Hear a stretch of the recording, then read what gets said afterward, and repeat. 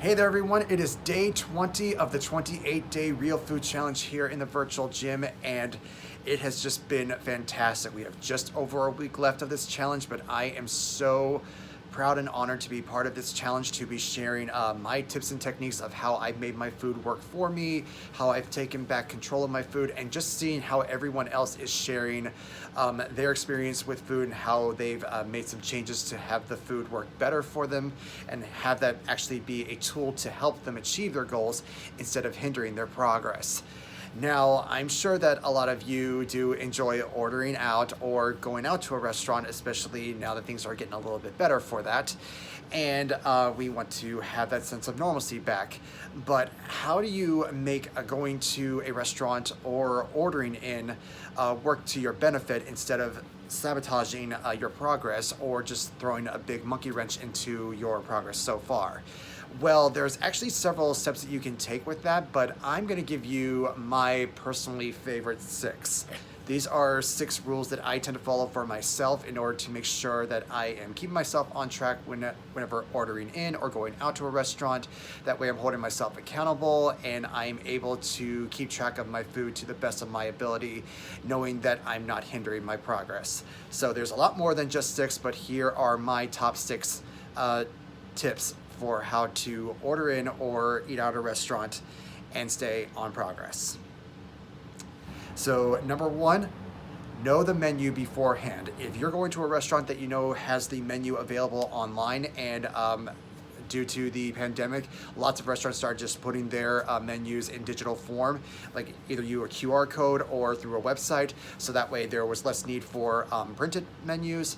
So I highly recommend that you check the menu beforehand so you know what it is that you want to order before you even get to the restaurant. Number 2, I would recommend having a protein-rich snack roughly an hour before heading towards the restaurant or before even receiving your food.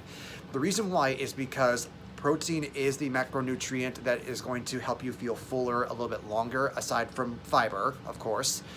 And it's also going to make sure that you are staying on track with protein, because when you go out to a restaurant, if you think about it, are restaurants known for having high protein packed meals, or is it something that's more loaded with carbs or fat? If it's the latter, then you want to make sure that you are at least filling your body with the protein that your body needs in order to have more muscle protein synthesis instead of switching over to muscle protein breakdown. All right, so you want to make sure you have protein in your system to still keep building lean muscle tissue, as well as keeping your system feeling full. The number 3 tip that I have is ordering first before anyone else. How many of us go out to a restaurant and when the waiter comes up to the table and one of our friends or another person of our party starts ordering and we think, ooh, that sounds good, or I think I might want that instead, and we get caught up in these temptations of wanting to change our minds and just go a little bit off the rails.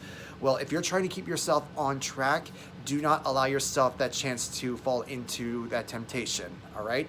So be the first person to order, so that way you give the order right away to the waiter and that there is no chance that you're going to change your mind. Even when you hear something sounds interesting, you don't want to be that person that calls the waiter back and be like, hey, I want to change my order. No, just order first, get it done, be like, it's already settled. That way you're holding yourself accountable. You're also making the waiter's job easy, and you're just making it a simple process for everybody, all right? Number 4, feel free to split a piece of food with somebody. Say for instance, we all know that the servings in many American restaurants have gotten bigger and bigger. And it, of course, can get to the point where it's a pretty large entree that they might be bringing out of the kitchen to your table. Well, why not split that with somebody in your party? Or say you finished your meal and then one person is up for dessert and they get dessert. If they offer you to split that, you'll be getting half the calories that are in that dessert, so therefore you're able to split that as well. Same thing with entrees. If you rather have entrees, feel free to split those with someone as well. That way you're getting half the macros and half the calories from that food, and you're not just consuming the entire thing, okay? Number 5, ask how your food is prepared. Just like you would cook your food at home, it is important that you know how the food is prepared at the restaurant. Now, say a dish is labeled with something like grilled or poached or steamed.